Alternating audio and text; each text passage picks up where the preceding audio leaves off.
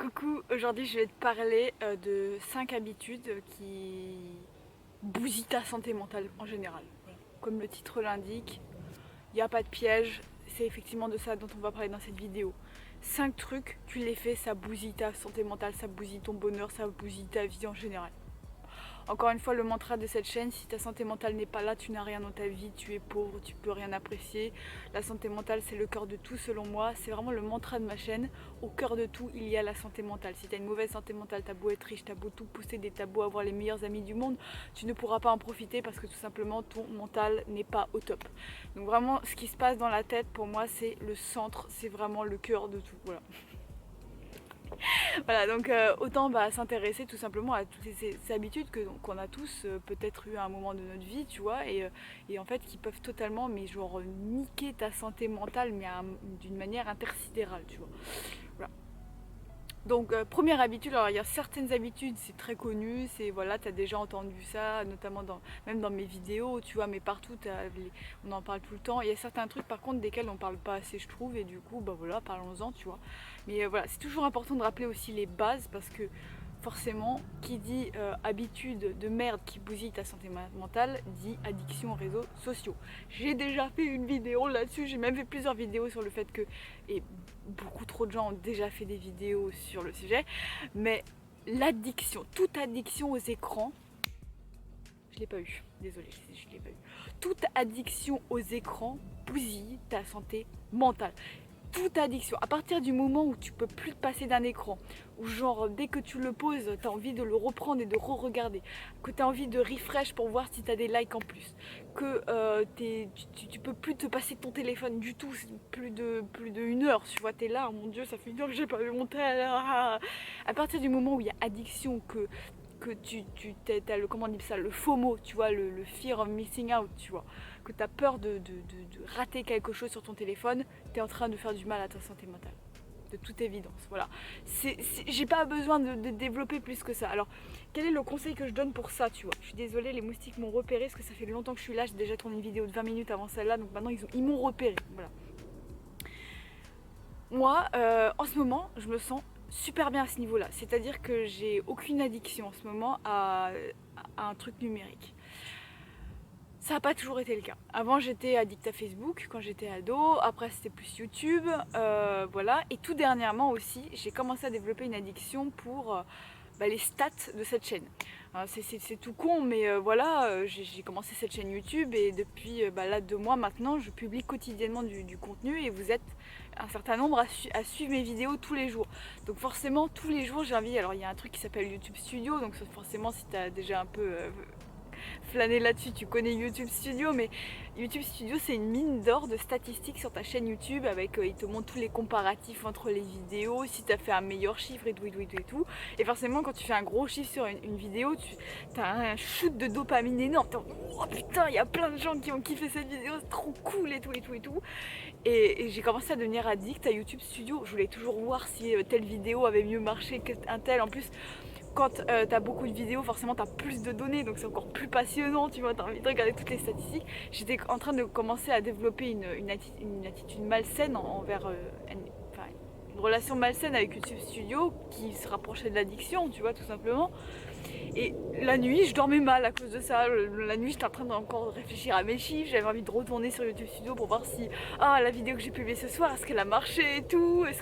Mais c'est n'importe quoi, genre n'importe. Et je me suis très vite rendu compte que c'était du grand n'importe quoi, notamment parce que je suis beaucoup éduquée là-dessus sur le fait que voilà, les écrans, il faut faire attention avec ça, quoi. Donc forcément je me suis, voilà, tout simplement c'est simple, je vais te donner le conseil que tu peux appliquer toi aussi, que j'ai mis moi en place et qui marche bien sur moi. C'est, je me suis dit voilà, maintenant pendant un mois je regarde plus du tout mes stats, plus du tout, c'est à dire que même quand je publie une vidéo je ne regarde même pas mes stats. Si je dois cliquer sur YouTube Studio et que ça affiche mon nombre d'abonnés, j'ai plissé les yeux pour pas le voir, pour pas voir le chiffre, tu vois. Et je le fais sous forme de défi. Je me suis mis une date, je me suis dit à cette date je regarderai mes statistiques, j'étudierai qu'est-ce qui a marché, qu'est-ce qui a pas marché, je regarderai mes commentaires, etc. sur mes messages dans l'onglet discussion, évidemment pas les commentaires sous les vidéos, mais voilà. Et voilà, je fais un bilan et peut-être qu'après je me dirai voilà, toutes les 2 semaines je fais un bilan, je regarde les vidéos, etc. Tu vois. vraiment une règle très précise que tu t'imposes sous forme de défi, c'est-à-dire ok pendant 2 mois je ne regarde pas ça, ou pendant une semaine je ne regarde pas ça, ou alors tu te mets une heure dans la journée très précise, mais il faut que tu sois vraiment engagé là-dedans, il faut que tu le fasses très sérieusement parce qu'une addiction c'est difficile à enlever et donc il faut vraiment être strict avec ça. C'est vraiment si tu veux appliquer ça dans ta vie, prends pas ça à la légère, c'est difficile de s'en débarrasser. Mais moi le défi de ne pas regarder du tout pendant une certaine période de temps et de m'y tenir vraiment, c'est le truc qui marche très bien sur moi. Et là je me sens beaucoup mieux depuis que j'ai arrêté de regarder les statistiques de mes vidéos. Voilà. Donc toute addiction aux écrans, ça t'empêche de dormir, ça te fait te comparer aux autres, c'est de la merde, c'est de la merde absolue. Donc première habitude à bousiller, premier truc si tu veux améliorer ta santé mentale en général. Deuxième habitude de merde, pareil je vais te sortir un truc vraiment bateau mais absolument essentiel, l'absence d'activité physique. L'absence d'activité physique. On vit dans une société, on le sait, on nous l'a redit, où on est de plus en plus sédentaire, on bouge de moins en moins, maintenant on peut se faire livrer les courses à la maison, on n'a même plus besoin de sortir de chez nous, on peut tout faire depuis notre téléphone, etc. etc.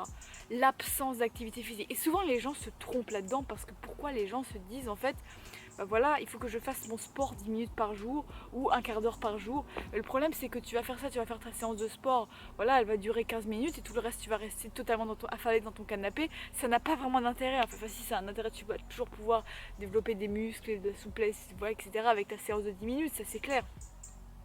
Mais si tu veux vraiment impacter ton moral, si vraiment tu veux que ton moral soit meilleur, c'est pas juste 10 minutes par jour, c'est tout au long de la journée. Il faut qu'il y ait des moments où tu bouges, tu marches, c'est pas forcément un effort intense, mais il faut que le corps soit en mouvement. Sinon, ta santé mentale va prendre un coup. Ça, c'est évident, tu vois. L'humain il est fait pour bouger, s'il bouge pas, s'il voit pas la lumière du jour, s'il sort pas, etc. Bah, tout simplement il y a un mauvais équilibre et on est en sous-activité et le cerveau ne fonctionne plus comme il devrait fonctionner. Donc forcément ça va impacter très très sérieusement ta santé mentale. Donc bouger tout au long de la journée c'est absolument essentiel pour la santé mentale. Il y a des études par millions qui ont été faites à ce sujet, je n'ai pas besoin de te le répéter encore une fois, c'est une évidence tout simplement. Et voilà donc mais parfois les trucs évidents, il faut les répéter pour qu'on se dise ok, ben voilà, est-ce que je le fais ou pas? Est-ce que je bouge tout au long de la journée? Est-ce que j'ai une addiction à un réseau social? Est-ce que, etc. Ça vaut le coup de se poser régulièrement la question, même si ça paraît être évident, tu vois. Ensuite, autre habitude qui bousille ta vie, qui n'est pas vraiment une habitude, mais plutôt une manière de vivre, c'est de ne pas avoir de passion ou de centre d'intérêt ou de hobby ou de tout ça. Tu vois, oh, il y a un oiseau qui est passé. Ouais. Pourquoi je dis ça? Je dis pas ça parce que j'ai lu ça dans un bouquin de dev perso ou quoi. Tout ce que je te raconte c'est basé sur mon expérience, sur les choses que j'ai observées de mes propres yeux et pas que j'ai lu dans un bouquin et que je te recrache comme ça, tu vois, vraiment pas. Ça c'est pareil, ça fait partie des mantras de ma chaîne, il faut que tout ce que je vous dis, je l'ai vraiment vécu et que ça ait marché sur moi, sinon je vous en parle pas, tu vois. Mais toutes les personnes que je connais, qui sont les plus dépressives, les personnes les plus dépressives que je connais dans mon entourage, la vie, etc., c'est des gens qui n'ont pas de centre d'intérêt, pas de passion, qui savent pas quoi faire de leur journée, tout simplement. Quand ils ont une journée de libre, typiquement un dimanche, ils travaillent pas, il n'y a rien, ils n'ont pas besoin forcément de s'occuper de quoi que ce soit, tu vois. Ils ont déjà fait la vaisselle, ils ont déjà fait les courses, bon. Et que là ils sont dans leur canapé et ils savent pas quoi faire, ils allument la télé, puis c'est tout ce qu'ils ont à faire, tu vois. Ces gens-là, c'est les gens les plus tristes que je connaisse. Parce qu'ils n'ont pas de centre d'intérêt. Et souvent, on pense que avoir des hobbies et des passions, c'est un truc qui est inné. Tu vois, soit tu l'as, soit tu l'as pas, tu vois. Mais c'est faux. Et je vais faire une vidéo là-dessus parce que pour moi, c'est vraiment beaucoup trop important. On n'en parle jamais, mais le fait d'avoir ou non une passion, ça peut définir si tu es heureux ou pas, en fait. Ça peut être une raison pour laquelle tu es heureux ou pas heureux. Évidemment, ça dépend des cas, tu vois, ça dépend des gens. Mais vraiment, c'est un critère qui peut être déterminant dans ta joie de vivre en général. Parce que moi je te le dis, les gens les plus heureux que je connais, c'est des gens passionnés. C'est des gens, ils ont une grosse passion, tu vois. La personne la plus heureuse que j'ai jamais connue de ma vie, c'était une personne passionnée, mais over the top de plein de trucs, tu vois. Et surtout de philosophie. C'était une personne qui adorait la philosophie, qui était vraiment mordue de philosophie.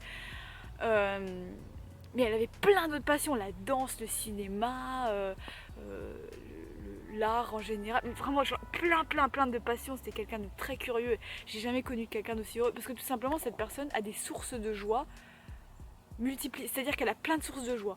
Tu vois, si elle veut se sentir heureuse, bah, il lui suffit de se plonger dans une de ses passions, un de ces trucs qui l'a fait kiffer à max, tu vois. voilà, par exemple le cinéma. Cette personne était passionnée de cinéma, si elle se sentait pas bien, hop, elle allait au cinéma, elle se sentait bien tout de suite parce qu'elle aurait trop bien, tu vois. Donc je ferai une vidéo sur un tuto pour apprendre à se créer une passion. J'ai déjà fait une vidéo un peu similaire, mais j'ai envie de faire un truc vraiment beaucoup plus, comment dire, beaucoup plus pédagogique, beaucoup plus pas à pas, étape par étape, de comment est-ce qu'on fait naître une passion ou un hobby tout simplement dans sa vie. Parce que en fait, c'est pas quelque chose d'inné, c'est quelque chose vraiment qui se construit, et voilà, on n'en parle jamais. On n'en parle jamais de oui, comment créer une passion et à quel point c'est important d'avoir une passion ou des hobbies. Hein, parce qu'une passion, c'est pas non plus comme ça qu'on a une passion, bon, voilà. Mais déjà avoir des très bons hobbies, des hobbies de qualité, c'est déjà ouf, c'est déjà incroyable. Ça peut améliorer la qualité de ta joie de vivre en général, mais alors de manière drastique, parce que tu te lèves et tu te dis ah ouais, ah je pourrais faire de la peinture aujourd'hui, c'est cool et tout. En fait, tu te lèves le matin et t'as des trucs enthousiasmants à faire. C'est ça la passion, c'est tu te lèves le matin et tu te dis ah ouais, trop bien, je vais faire ça aujourd'hui, je vais continuer ma peinture ou je vais aller faire un peu de photos ou quoi, tu vois.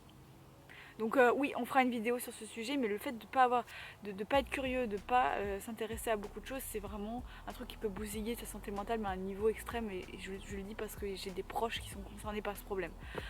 Voilà, et dernière habitude que je te présente qui bousille la santé mentale, c'est de pas savoir cuisiner.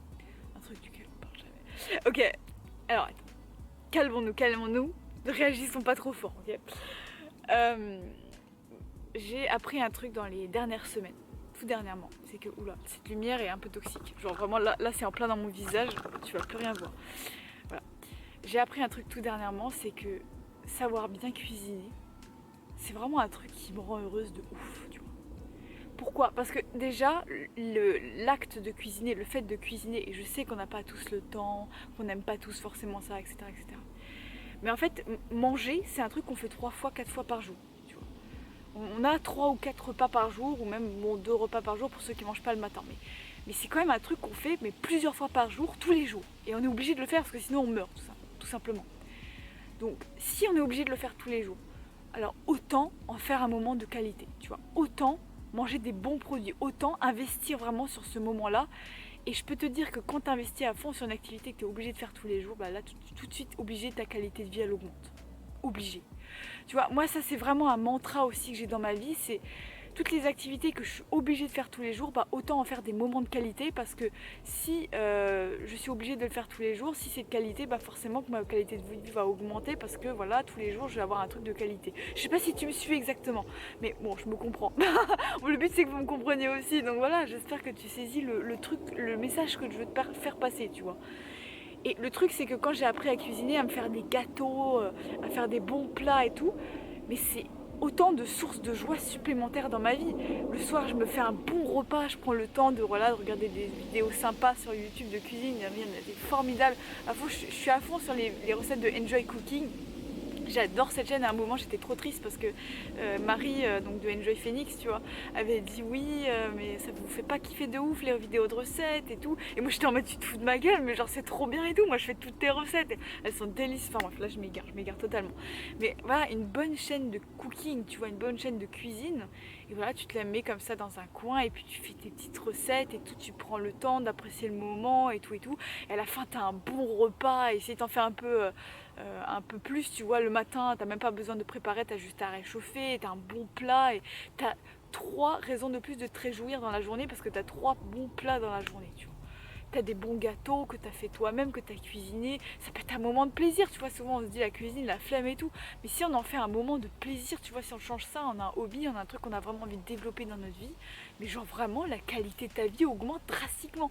Et c'est un truc, je te dis ça, je viens de le découvrir. Il y a quelques semaines simplement, j'ai commencé à vraiment m'intéresser là-dessus, au fait de me faire des gâteaux et tout, des petits déjeuners bons, délicieux et tout. Et je me réveille le matin, je me dis, oh, il y a mon gâteau abricot amande là qui m'attend sur la table, j'ai plus qu'à me lever, à aller manger une part, tu vois.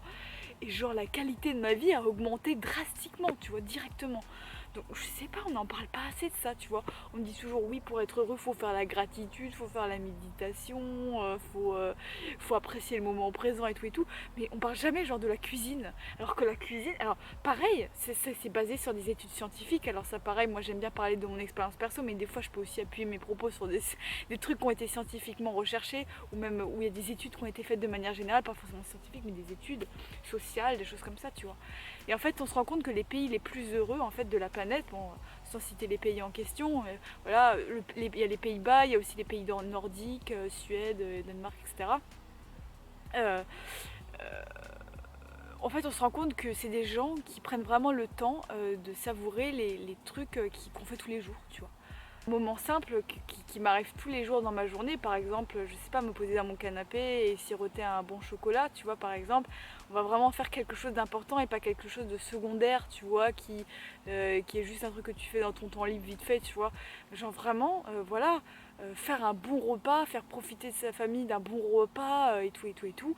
Mais je peux même pas décrire à quel point ça augmente la qualité de ta vie. Et donc voilà, c'était un des conseils phares de cette vidéo, je pense.